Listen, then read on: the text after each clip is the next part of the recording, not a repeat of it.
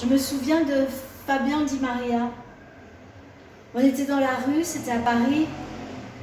C'était peut-être en 2012 ou 2011. On s'est regardé, les yeux... Et après, on s'est parlé. Et on s'est parlé pendant... On attendait un concert de Fred Grillot qui allait avoir lieu. C'était au centre Wallonie-Bruxelles, c'était devant le centre Wallonie-Bruxelles à Paris. C'était peut-être pendant un marché de poésie, je ne sais plus. Et là, on attendait peut-être 1 heure que ça ouvre. On a beaucoup parlé cosmique. Il parlait de choses et je répondais dans son langage et il répondait dans mon langage et c'était très très beau. Et ça nous a vraiment beaucoup rapprochés parce qu'on se parlait sans question. Même si c'était... Il y a un livre comme ça qui a été publié qui s'appelle Parler étrangement, qui est à la collection IF, d'une très belle autrice dont je vais avoir du mal à me rappeler le nom.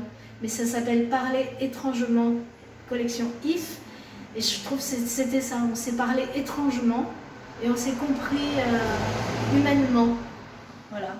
C'est Fabien Di Maria, depuis il a publié ça, l'éclipse du nombre, chemin d'un joker. C'est une traversée des cartes du tarot par les rêves.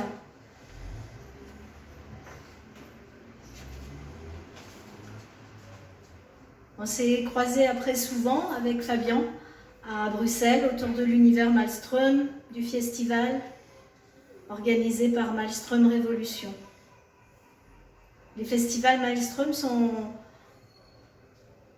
se déroulent chaque année et ils suivent le chemin du tarot justement, et on sort là en 2023 de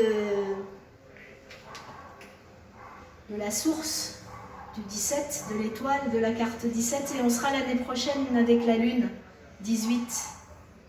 Il regarde l'éclipse, lune rouge, mes yeux s'ouvrent.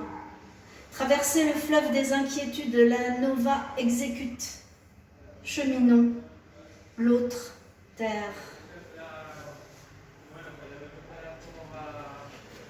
Je suis Catherine Serre et je parlais de Fabien Di Maria.